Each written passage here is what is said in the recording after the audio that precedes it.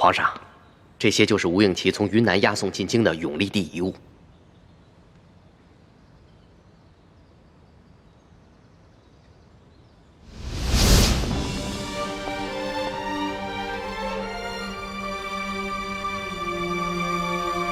台上跪着的那个男人，还有他旁边跪着的那个女人，你好好的看看他们，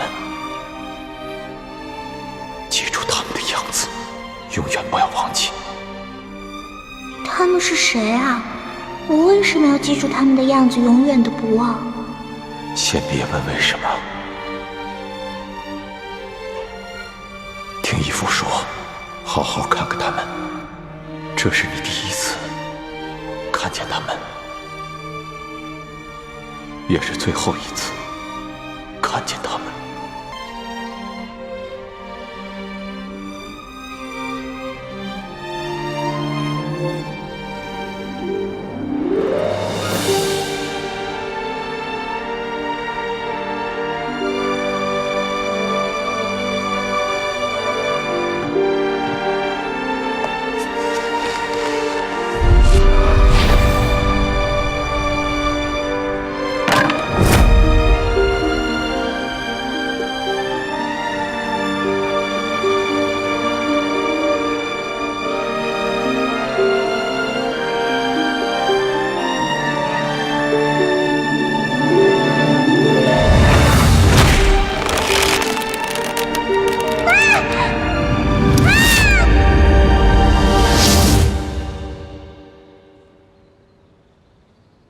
老大，想什么呢？没有，我只是在想，永历作为前明最后一个皇帝，日子一定不好过。他在被平西王绞杀之时，又作何感想呢？还能作何感想？这亡国之君呢，不如丧家之犬。朕看了这些遗物，也很受震动。所以，朕一定要励精图治，造福百姓，绝不重蹈前明的覆辙。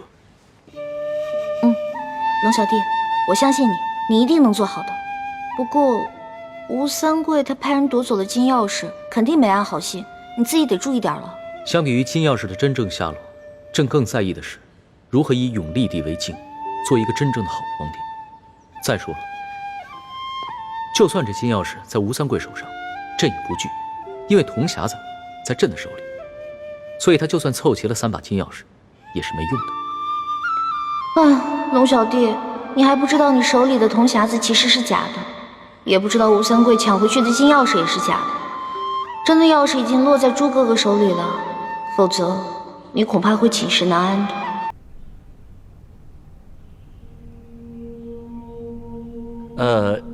这些人，这些被冤杀的人，都是些遭受了旱灾水涝的一些逃难的灾民，还有一些是在当地被地方的官员逼得进京城告御状的一些老百姓。既然这些人是被冤枉的，朝廷也派出了监斩的人，为什么他们不喊冤呢？隆德多为了坐实所谓的军功，在这些死囚上刑场前，都给他们灌下了哑药，让他们有冤难诉。真该死！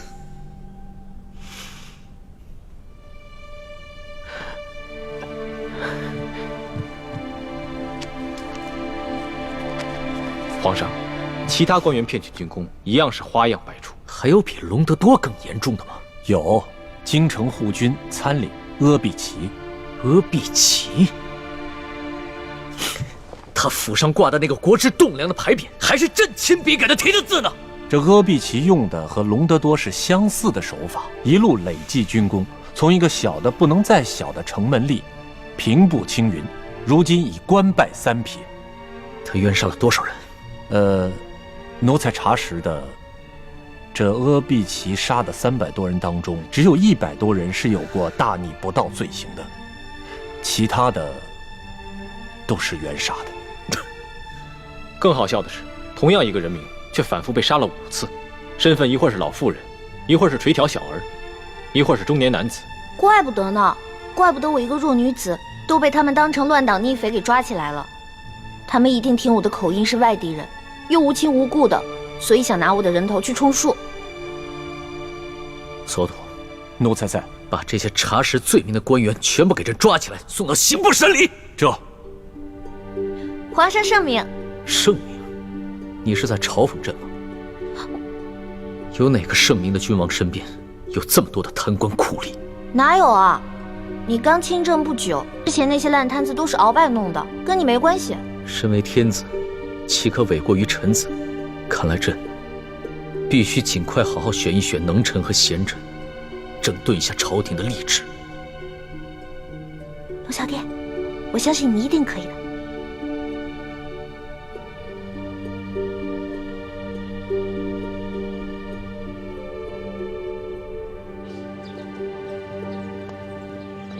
猪哥哥，你都瘦了，下巴都尖了。你呀，总算知道关心我了。其实是雪姐姐先发现的。猪哥哥，我总是习惯了你对我的呵护，却很少主动关心你。小丫头，干嘛跟我说这些？我知道你现在心里一定很难受。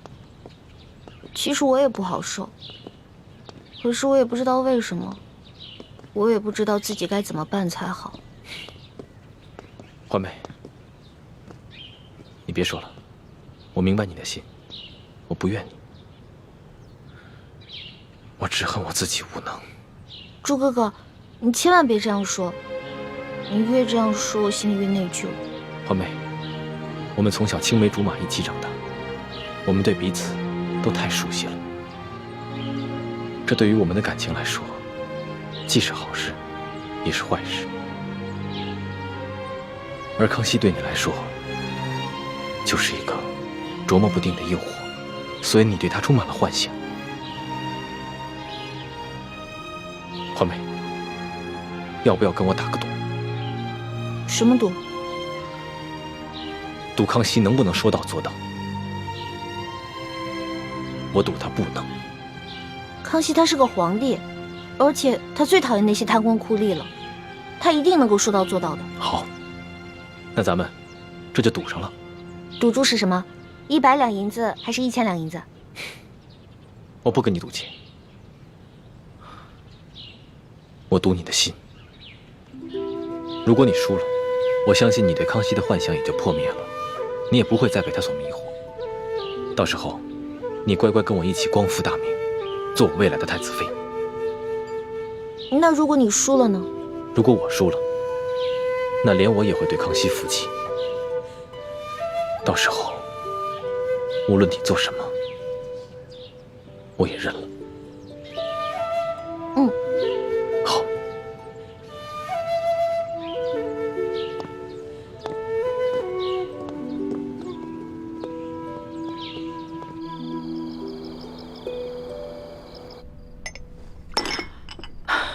你说什么？皇上，大刀阔斧的整顿吏治，已将隆德多、阿必奇等259名大小官员全部入狱问罪。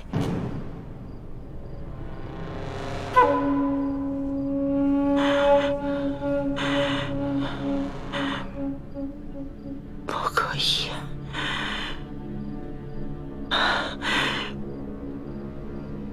不可以，万万不可以！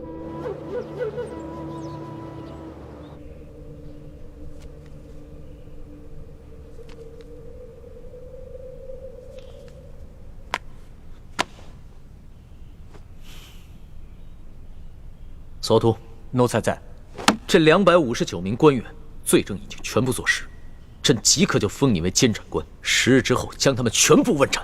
啊，皇上，全部问斩？怎么，你还要朕再说一遍吗？不用，皇上，奴才听明白了。奴才这几天偶感风寒，一直咳嗽不停。浑身发冷，然后还不停地冒汗，一直在咳嗽。奴才一直在坚持着办差，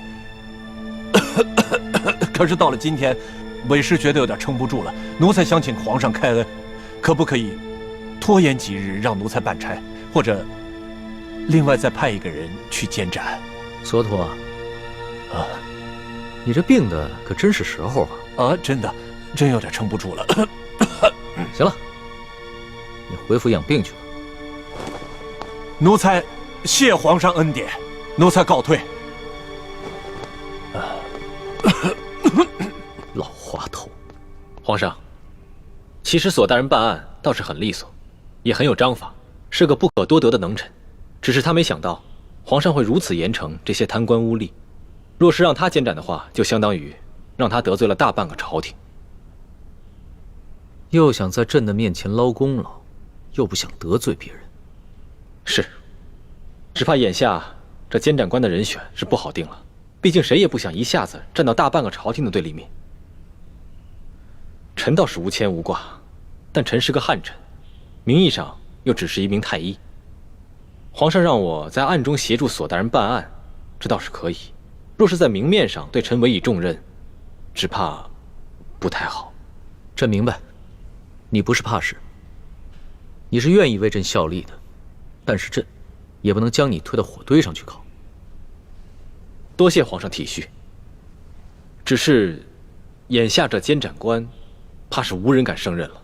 罢了，那朕就亲自监斩，狠狠杀一杀这朝中的歪风。龙小弟，你太厉害了，我支持你。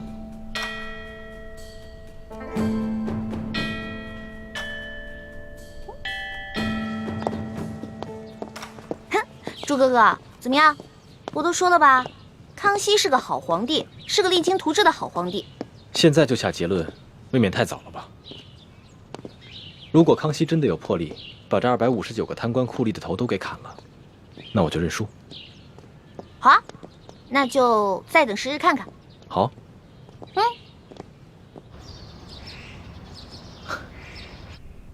皇祖母，近来身子可好啊？老太婆倒挺好。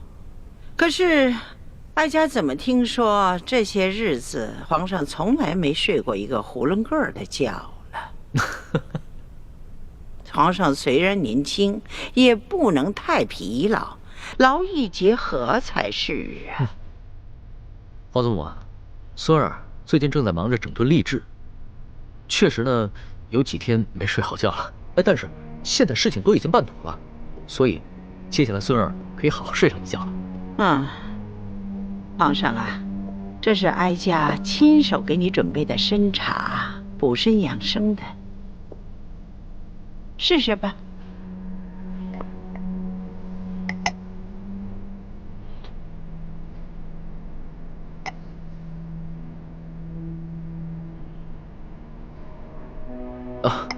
皇祖母，这杯参茶啊，味道不错，就是汤色有一些稍浓，药味有些重。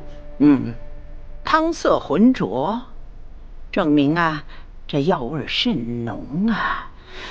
这参茶呀，可以提神养肾呐。皇上日理万机，给龙体补补身子也是大有裨益呀。多谢皇祖母关心。再尝尝这个。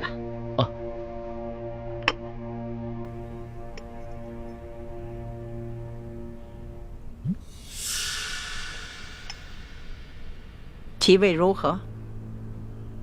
皇祖母啊，这杯参茶汤色清澈，可是药味就没那么浓了，提神的效果也没那么好。是啊，水至清则无鱼嘛，浑水养鱼呀。皇祖母，您老人家似乎话里有话呀。是啊，哀家是有话要跟皇上说。听说皇上一怒之下，将259个大小官都拿下问斩了。是，皇祖母，这些人啊，贪赃枉法、草菅人命，都死有余辜。他们的所作所为啊，哀家也知晓。皇上要砍他们的脑袋，也是不为过。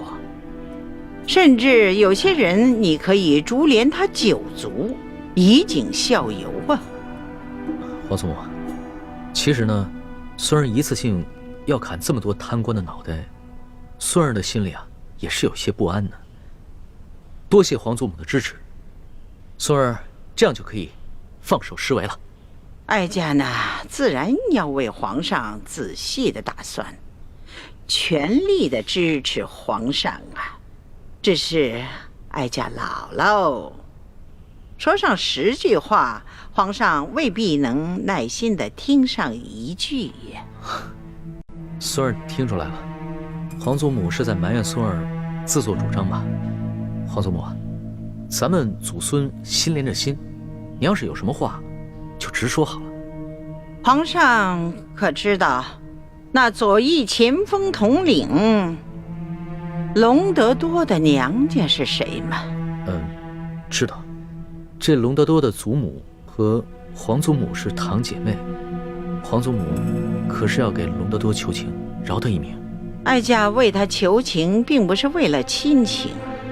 皇上，你要知道，你擒拿鳌拜，为什么被鳌拜收买的那些守军没有异动？为什么鳌拜私下集训的那些亲兵没有起事？难道这件事情和隆德多有关？隆德多实际上是哀家安插在鳌拜身边的一颗棋子，他为了取得鳌拜的信任，大肆的诛杀对抗朝廷之人。这些人有的是该杀，有的是错杀，可这也是不得已而为之啊。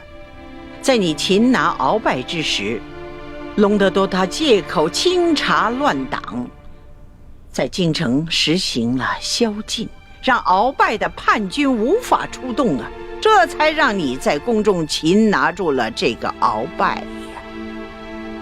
皇祖母，这些事情您为什么不早点跟孙儿说啊？皇上，你虽然年轻，但是呢，你许多事情很有主见，未必会赞成哀家的某些手段，所以哀家呢就隐瞒了。好吧，那就算隆德多将功折罪，夺取爵位，革职为民吧。多谢皇上给哀家这老脸，那就恕哀家倚老卖老，要多向皇上讨几个人情了。皇祖母请说。皇上知道这朝堂的背后可是盘根错节呀，牵一而动十，牵十而动百。你还太年轻，而皇祖母已经经历了3代的兴衰呀，皇祖母不得不为你想得周全一些。皇祖母的意思是，这上头的人都是跟皇上和大清江山有千丝万缕的关系的人，望皇上处理他们时，需多多的酌情考虑。这些画圈的，不妨就最简易的；这些画勾的，最好是立即释放。只有这画叉的，则立即斩除。皇祖母啊，这孙儿啊，不是皇祖母一定要干政，皇祖母不过是一介女流罢了。这黄土都已经埋到脖梗上了，还为什么要跟自己的孙儿过不去呢？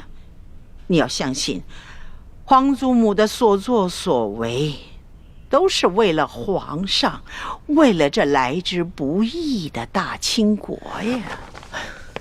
皇祖母切勿伤怀，在这世上，皇祖母自然是孙儿最信任之人。你明白这一点就好，孙儿啊。皇祖母知道你现在整顿吏治，但是你不能够急于求成啊，这欲速则不达呀，这病重之人下不得猛药。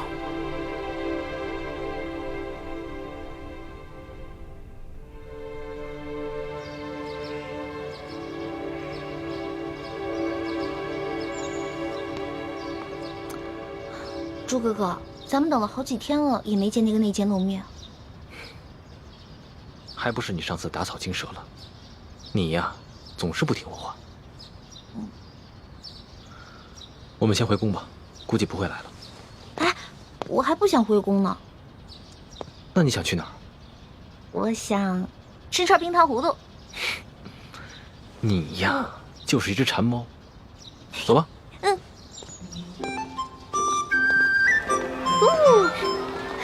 你慢一点，别转晕了。你要吗？不给。哎，这。早就说啊，来这个地儿去一下，怎么样？看看，不错吧？今天这点儿还真不错。是啊，我介绍的地方能错吗？哎，你这鸟的品种不错啊，我可是花大价钱买来的。哎呦，是吗？哎，我告诉你们啊，我还知道一家别回头小店，那里的姑娘弹的一手好琴，那小曲儿唱的，哎呀，可了不得。是吗？是啊，这跟你们说啊，我这心痒痒的。哎，这样下次看看呀，我来做东，咱们一起玩一玩。哎，猪哥哥，那不是隆德多吗？难道我眼花了？你没看错，是吗？为首那个是隆德多，跟在他身后的那个是阿比奇。怎么可能呢？他们现在不是应该在天牢吗？3天以后就问斩了。很明显，事情出现了变故。环美，看来你赌输了。不可能，一定是他们向索额图行贿，所以索额图把他们放出来了。索额图不是要钱不要命的人，而且，就算他们私自被放出了天牢，怎么可能无缘无故大摇大摆地出现在这里？不可能，龙小弟不会出尔反尔的。环美，别傻了。像隆德多、阿比奇这样的贵族子弟，就是爱新觉罗氏的鹰犬。就算这些鹰犬偶尔咬错了几只驯鹿野兔，那对他康熙来说，也不是什么大不了的事情。但是，一旦他失去这些效忠的鹰犬，那他的皇位就不稳了。不可能，龙小弟不会说话不算数的，他不会骗我的。环美。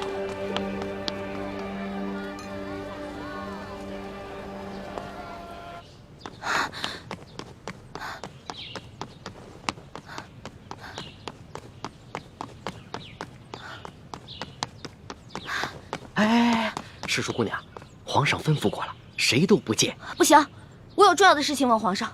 哎，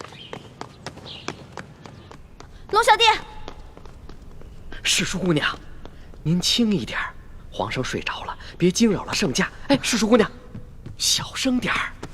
龙小弟，皇上根本不是睡着了，他是喝醉了。啊！皇上喝醉了？哎呦，老奴该死，老奴该死啊！到底是怎么回事啊？我也不知道啊。这皇上一早啊就写了一道圣旨，交给了索额图索大人，然后就把我们都赶出去了，说是要一个人静一静。我知道了，这儿交给我吧，你去给皇上端一碗醒酒汤来。好好好。哎呦，这皇上要真伤了龙体，我这罪过可就大了。哎呀，龙小弟，龙小弟，醒醒！老大，你来了，陪朕喝2杯。别喝了，你这以前不酗酒的，现在怎么了？什么都别问了，陪朕喝2杯吧。不许再喝了！看着我，我问你，阿比奇、隆德多是不是你下旨放他们的？你是皇上啊，你怎么能出尔反尔呢？天子的话，金口玉言，一言九鼎的。是啊，朕是皇上，应该金口玉言，一言九鼎的。你太让我失望了。老大，朕对自己也很失望。朕以为朕亲政了，就可以乾纲独断了，没想到。而且我就不明白了，你是皇上啊，你想做什么就做什么，而且你要杀的都是那些死有余辜的贪官污吏，既不违反大清律例，又顺应民心啊！老大，当皇上哪有那么简单啊？朕现在心里好难受，让朕抱一抱好不好？让朕抱抱。说话不算数，我再也不想理你了。哎，老大，老大，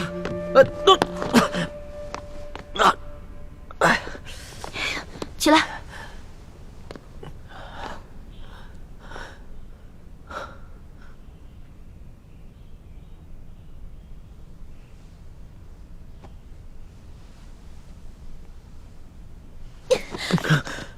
你就是个大骗子！我再也不想理你了。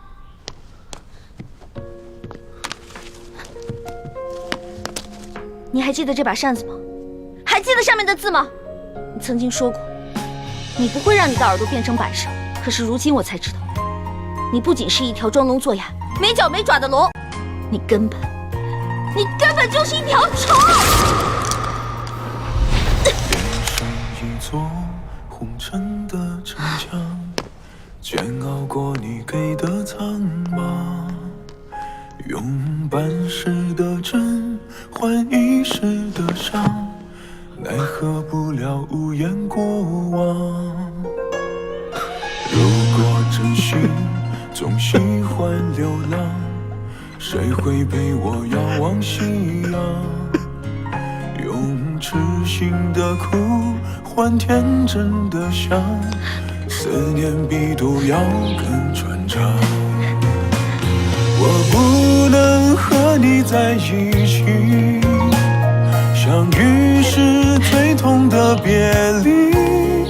如果我不是我，你不是龙小弟，其实这就是我要的利息。你要记得曾经答应过我的那些话：消除贵族特权，革除积弊，整顿吏治，让全天下的老百姓都过上好日子。好，我答应你，这个利息我一定还。一言为定。一言为定。盖章。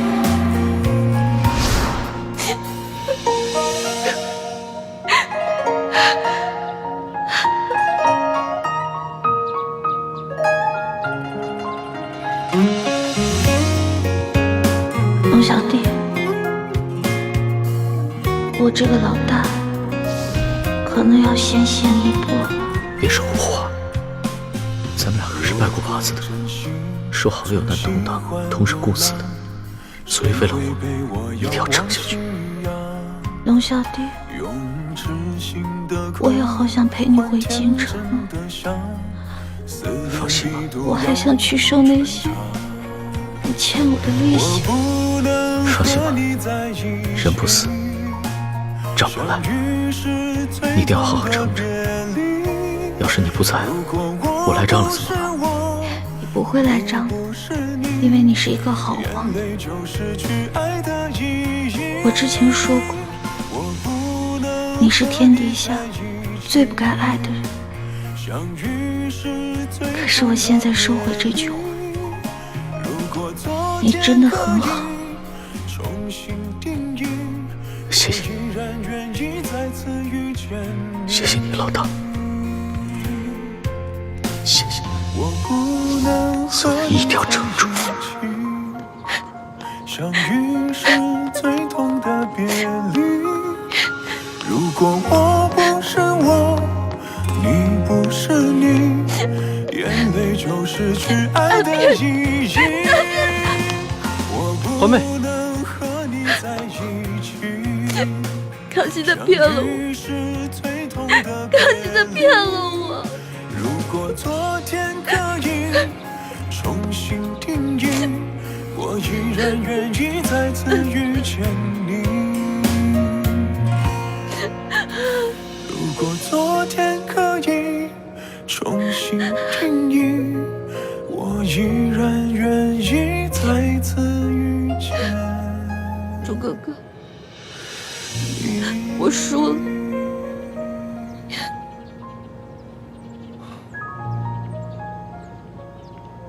别难过了。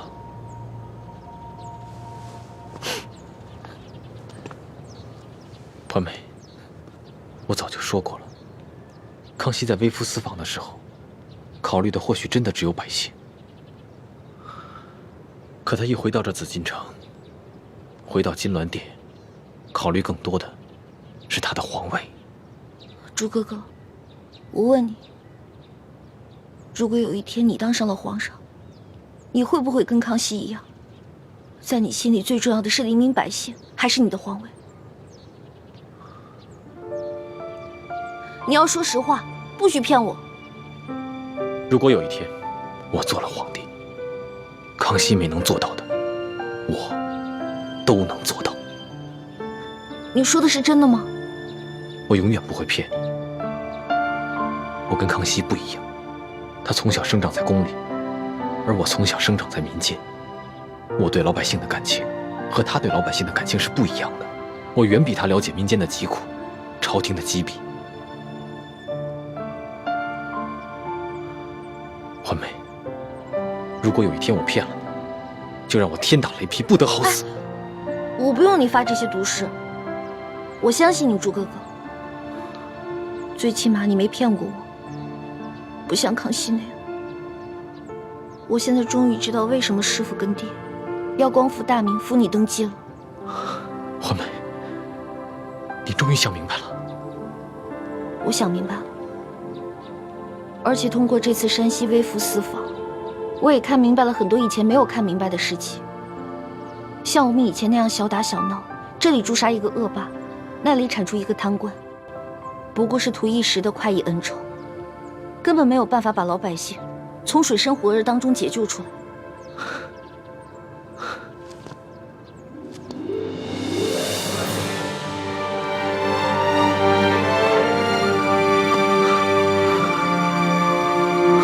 欢梅，我永远不会辜负你对我的期许。我希望你也不要辜负我对你的感情。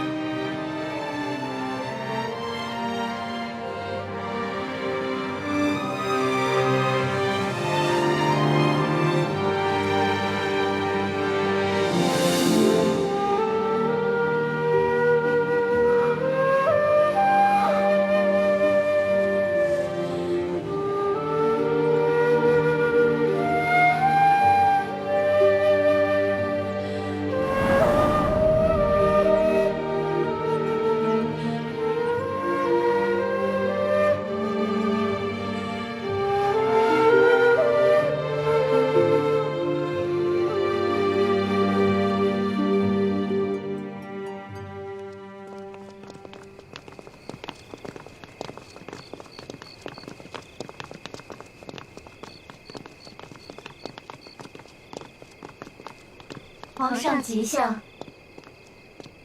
平身吧。是。叶欢呢？回皇上，诗书姑娘已经安歇了。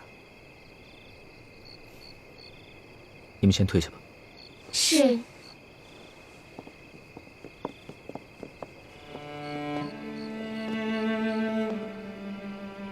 老大，老大，老大，朕知道你还没有安心，朕想跟你说会儿话。老大，皇上，您还是先回去吧。诗书姑娘，她是小孩子脾气，您越是上赶着跟她解释，她就越是听不进去。您先放下几天，过几天自然就好了。只怕这次事情非比寻常，她跟朕不是一般的知己。皇上您放心，奴才跟李太医会好好劝劝她，相信她会明白的。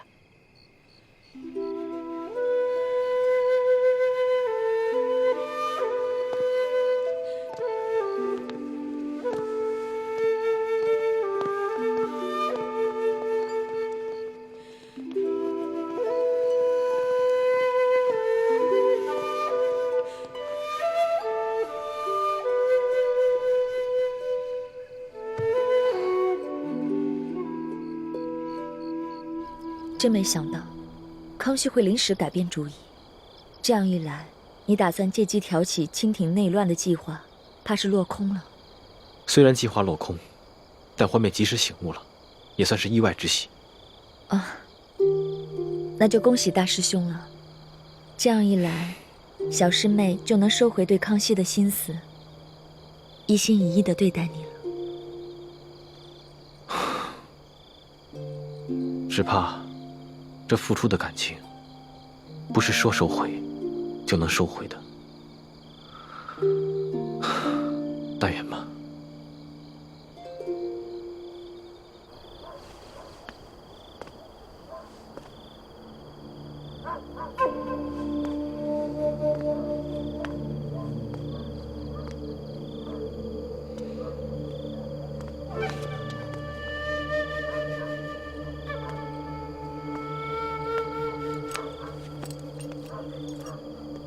师弟，怎么什么动静都没有啊？不知道，不过应该快了吧？吴应奇最近几天每天都会在这个时候演出。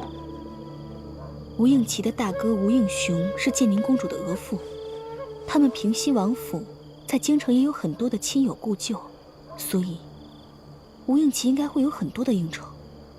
哎，应酬肯定是有，但没准儿他还有什么其他的计划呢。师姐啊，我觉得三师傅说的对，我们还是应该提防一下吴应奇，别被他的外表给骗了。你别提我爹了，我爹根本就没把我当成他的亲生女儿，他只喜欢一欢一个人。哎，你可千万别这么说你爹啊！三师傅其实很疼你的。你还记得上次你赌气出走，三师傅在门口眼巴巴的等了你一晚上。哎呀，哦，对了，还有你脸上的伤，三师傅其实一直都在为你寻找那些珍稀的药材，为你配制那个什么冰肌玉颜膏，还有小师妹，其实他心里也一直觉得挺对不住你。好了，你别说了，我不想听。好，我不说了。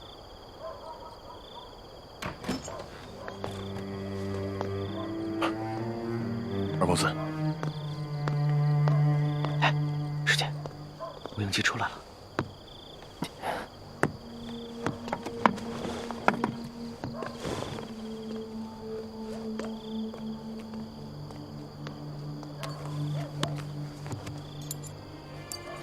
这，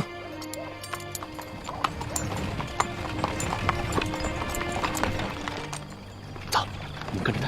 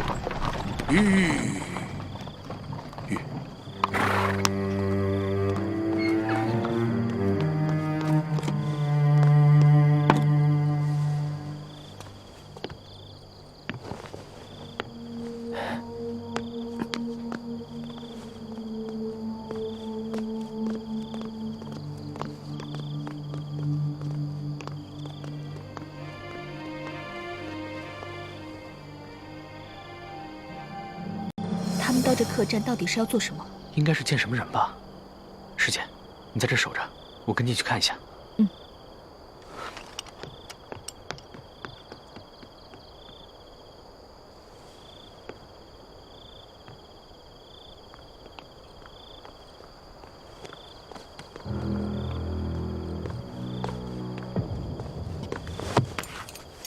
跳！快跟上他们！师弟别急，只有石青红在马车上，吴应奇应该还在客栈里。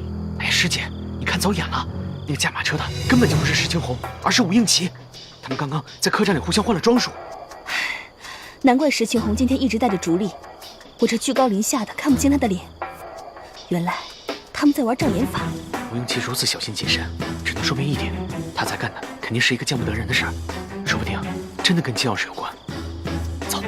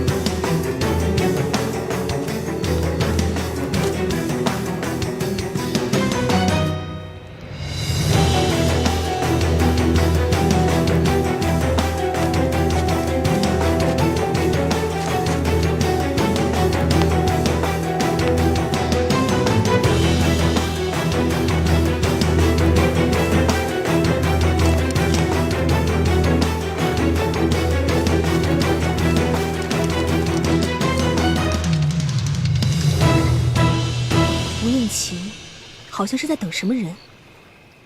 这么晚了，他肯定不是一个人来这里看风景的，必定是在等什么人。师弟，你看，湖中间有一艘大船。想不到吴应奇行事竟然如此小心谨慎，居然将与人约见的地点定在了湖中心的大船上。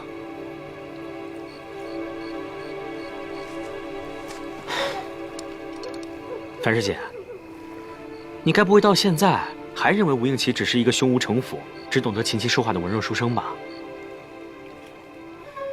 可是也有可能是吴三桂的指示吧？你别再拿这些借口自己骗自己了，好不好？师姐，三师傅那边我可以替你打掩护，不过三师傅说的对啊，吴应奇他毕竟是贼人吴三桂的儿子，我们不可以不防。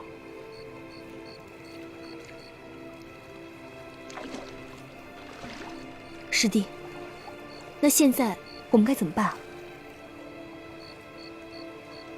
放心吧，我有办法。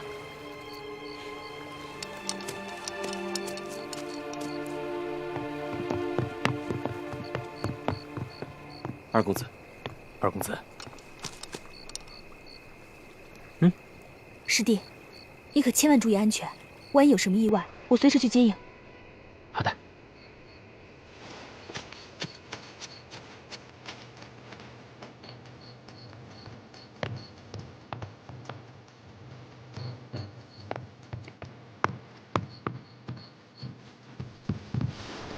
二公子，坐吧。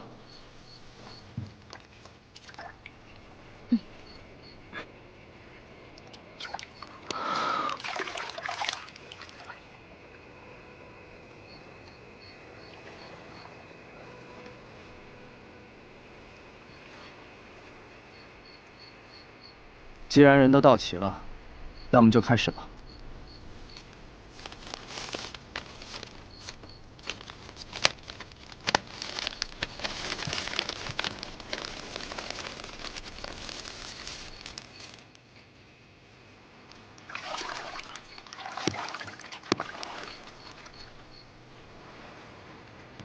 心里的任务，大家都记住了。记住了。既然记住了，知道该怎么办了。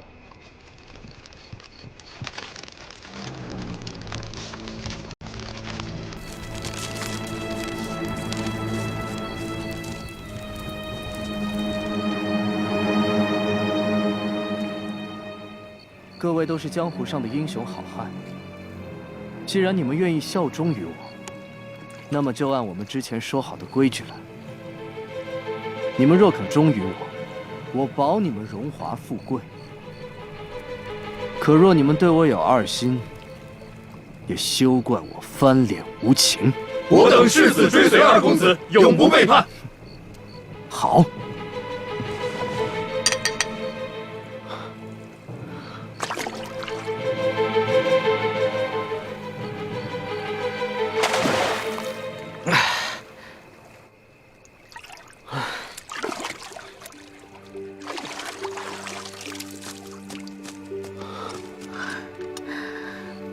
吴应奇约见的都是些什么人？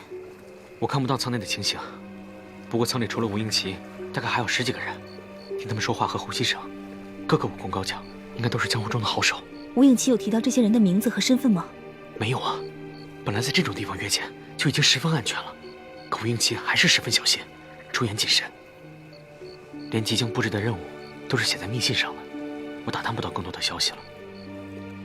师姐，现在你应该明白了。吴应奇其实很难对付，以前都是我们小看他了。也可能，吴应奇没你说的这么可怕。这些江湖中人，应该都是吴三桂暗中网罗的。他只不过是受他父亲的指派，和这些人接头罢了。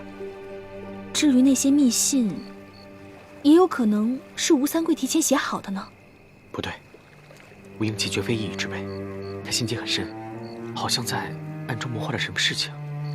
对了，那些江湖之人宣誓的时候，也口口声声地说效忠的是他吴应奇，而非吴三桂。师姐，我觉得三师傅说的对，你现在是被吴应奇给蒙蔽了，丧失了应有的判断。我哪有？我只是在分析另一种可能性罢了。小心驶得万年船。不管怎么说，我们以后跟他打交道的时候，还是小心一点吧，千万不要利用他不成，反而被他给利用了。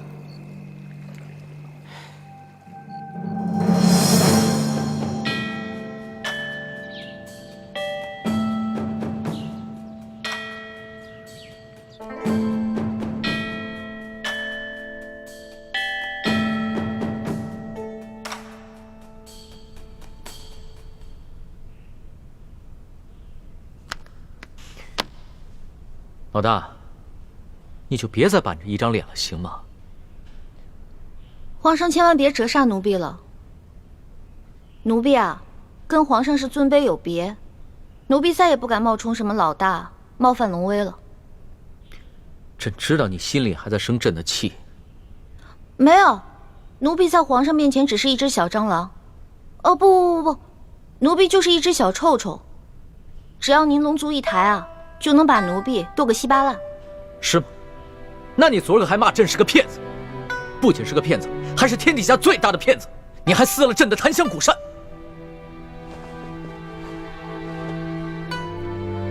奴婢得了失心疯了，求皇上治罪，奴婢罪该万死。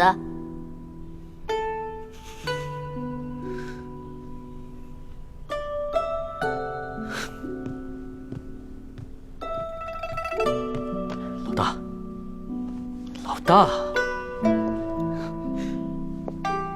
你就别再和朕赌气了，好吗？你以为朕不想杀尽贪官，整顿吏治吗？朕想，朕做梦都想。可是朕这个皇帝也不是万能的呀。太皇太后说的对，这朝中的事情很复杂，没那么简单，不能操之过急，否则只怕打虎不成反被虎咬。朕只能徐徐图之，你要体谅朕的苦处啊。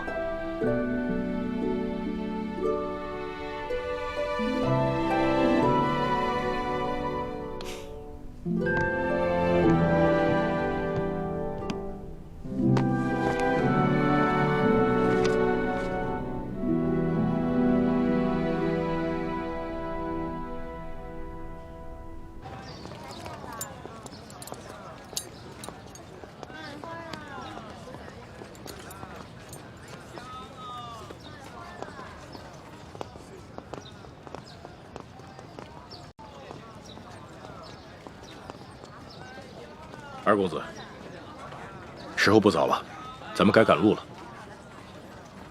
再等一会儿吧。叶姑娘和叶少侠一定是在京城寻到了亲人，想必不会和我们一起去滇都了。咱们还是赶快赶路好了。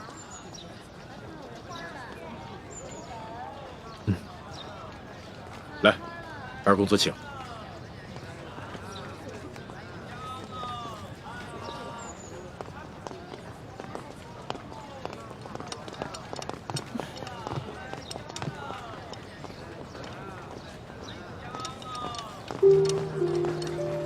倩影，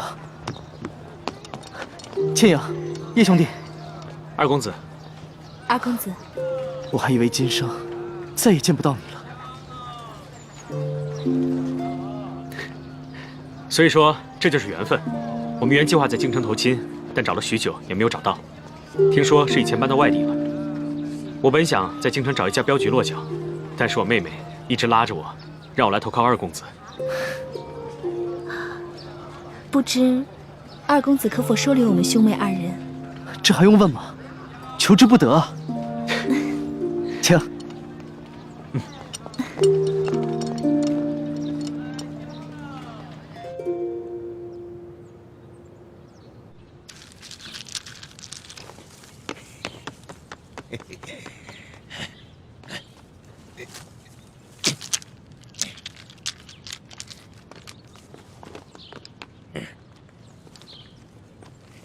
这一纵队向左，这一纵队向右，开始攻上！哈哈哈！老爸，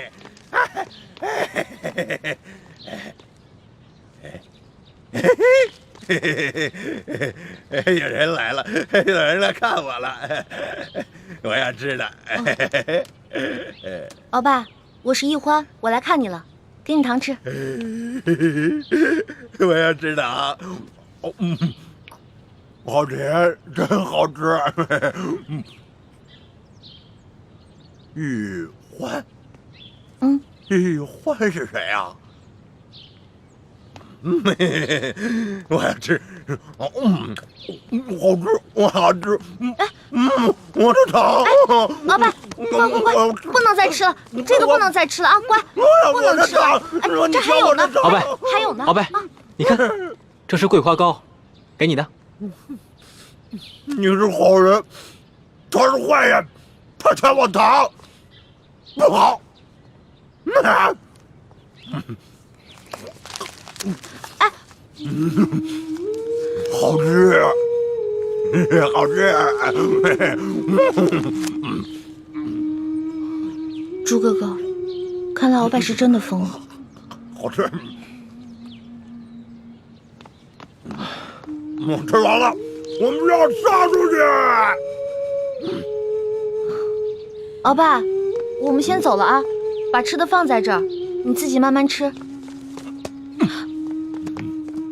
你们下次来看我，再知道。我还要。走吧。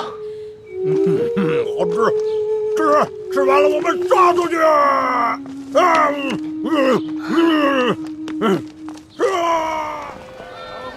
以前呢，我觉得鳌拜很残暴，很可恨。可是他疯了以后，今天又看到他这样，我真的觉得他很可怜。你觉得他可怜，说不定他自己觉得很快乐呢。他这一生，前半辈子替亚勋爵罗一族打天下，后半辈子在朝堂上和其他3个顾命大臣斗得你死我活，未必有现在的日子过得自在。鳌拜这一疯，他手下的情报网络也都瘫痪了，潜伏在咱们明珠谷的奸细也不会再露面了。现在形势很复杂，樊师妹跟叶师弟跟着吴应奇去了云南，继续打探1号金钥匙的下落。希望他们能顺利找到金钥匙，咱们也顺利找到真的铜匣，再找出潜伏在明珠谷的奸细，这样咱们就可以撤出紫禁城了。欢妹，你不是一直打算继续留在宫里吗？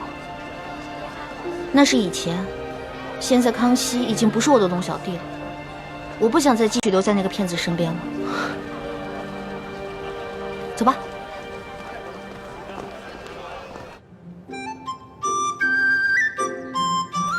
来看一看啊，都是皮扎做的，带一个回去吧。客官，看一看这个啊。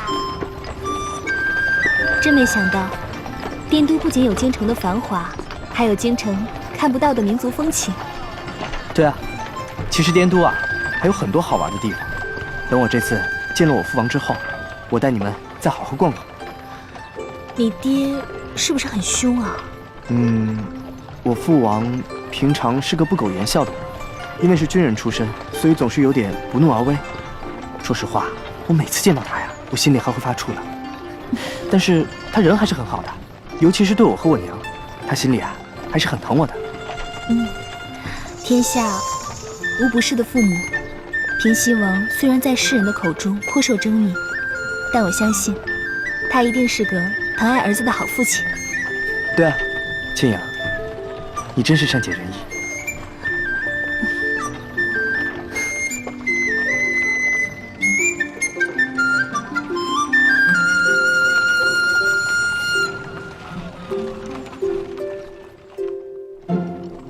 二公子辛苦了。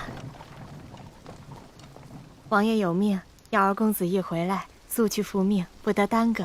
好，我这就去。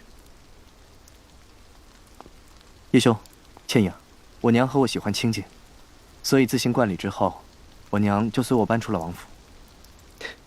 这样甚好。倘若真是平西王府的话，只怕我们兄妹2人还不敢踏入了。吴嬷嬷，这位是叶兄弟，叶姑娘。你要为他们安排最上等的客房。二公子放心，昨夜接到消息，我就准备好了，一切用度都安排了最好的。哎，对了，让你准备的药材，你准备齐了吗？大多都准备好了，都是双份，但唯有一味雪肤草只找到了1份。倩影，你看，为你调制药膏的药材，咱们可找齐了。可是，皇上命你把一份药材送往京城，这雪肤草却只有一份。皇上那边啊，咱们再想办法。当然是先给你找齐了药钱。叶兄，倩影，我还有要事，就无暇陪你们先拜见我娘了。你们先到府上安顿，有什么需要的就跟吴嬷嬷讲，等我晚上回来，再给你们接风洗尘。二公子且忙正事要紧，不必以我们兄妹二人为念。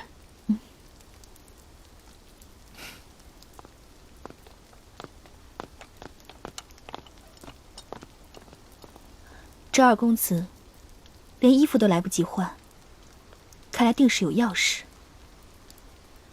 叶公子，叶姑娘，请。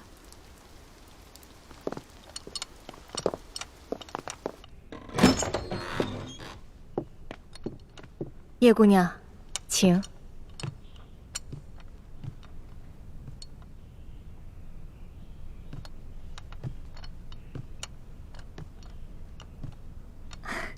叶姑娘，看看还有什么短缺的？哦，没有了，都挺好的，有劳了。那叶姑娘且先安歇，我再去叶公子房里看看。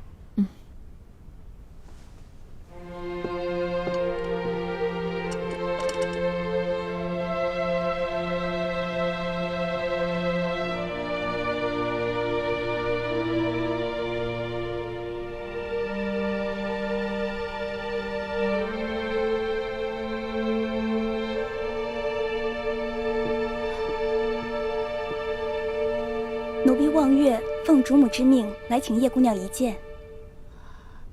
你家主母是？我家主母是平西王侧妃，二公子的娘亲。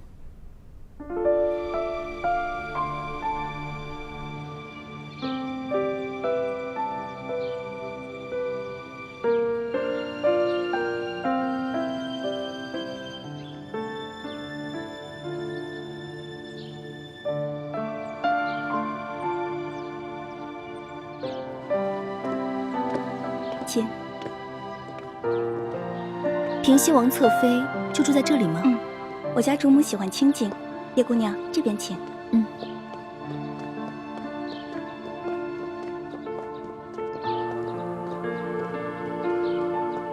主子，叶姑娘来了。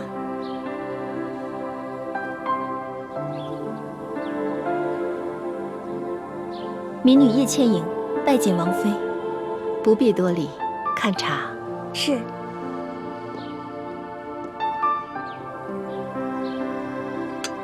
想不到二公子的娘亲如此年轻美貌，优雅端庄，也只有她这样的娘亲，才生得出二公子那样的儿子吧。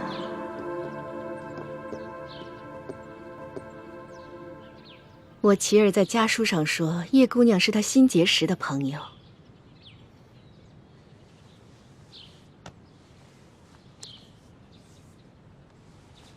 并且是她的红颜知己。琪儿这一路上遇到了很多惊险，多亏了叶姑娘屡次搭救，我心里好生感激。王妃言重了，二公子吉人自有天相，我不过是略施以援手罢了。叶姑娘，你虽说是江湖儿女，但是性子却温柔和善，落落大方。我一见你，心里就好生欢喜。叶姑娘，你还是第一次来滇都吧？你且安心的在我府上住下，等我琪儿忙完公务，让她带你四下好好逛一逛，好好的领略一下滇都风情。多谢王妃。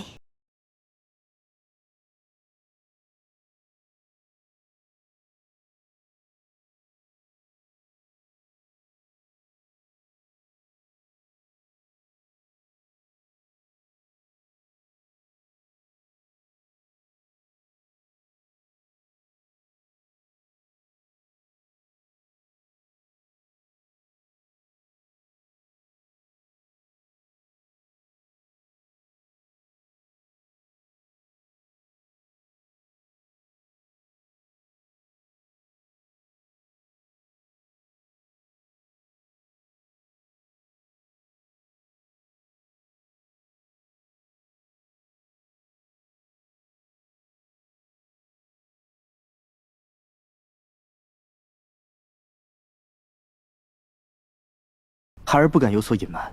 当初父王要孩儿运送永历帝的遗物进京，孩儿在登记造册之时，曾看过一眼这把金钥匙，但是也并没有十分留意。后来与山西总兵舒建会面之时，舒建特意将这把金钥匙贴身收藏，儿子也只是远远地看了一眼，对这把金钥匙的印象也并不是十分分明。后来父王命密使从舒建那夺回金钥匙，那密使也是直接带走了金钥匙，孩儿也就没有机会再见到。所以您要问孩儿，这把金钥匙是不是当初的那把，孩儿也不敢确定。你这话说的是真的？那这把金钥匙假的？假的？那真的呢？不知道，下落不明。那父王真是大意失荆州啊！当年绞杀永历帝时，父王就见他镜中带着一把金钥匙。当时我虽怀疑永历帝如此贴身之物必定十分贵重，但我却猜不出它究竟有何用途。所以，当朝廷要父王将永历帝遗物全部押送进京时，就没有将它扣下。父王，您是什么时候知道这把金钥匙的用途的？10多年前，父王绞杀永历帝以后，就已经成为朱明联盟必杀之而后快的第一人，所以父王就在朱明联盟里安插了内线。在你们押送永历帝遗物进京后，我才从内线那里得到了消息。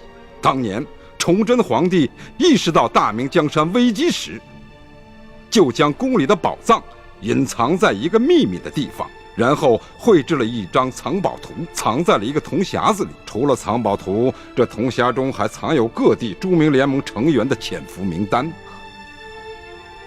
所以这把金钥匙就是开启那个铜匣子的。不错，打开这个铜匣子的金钥匙一共有3把，3把必须同时打开，否则就会破坏机关，毁掉铜匣子里的藏宝图与名单。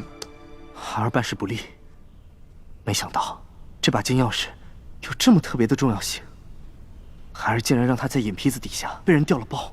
父王可以肯定，你出发时带走的金钥匙那是真的，所以一接到密报后，父王就立刻派人快马加鞭通知你换下金钥匙。没想到还是晚了一步，等我的人赶到时，金钥匙已经落到了舒建之手。没办法，我只好命人假扮劫匪杀了舒建，劫回金钥匙。可这把金钥匙已非是当初父王给你的那把了。孩儿办事不力，请父王降罪。琪儿，现在不是谈责任的时候，你要仔细想想，这一路上除了你和舒建之外，还有没有其他人也接触过这把金钥匙？这，琪儿，莫非你想起了什么？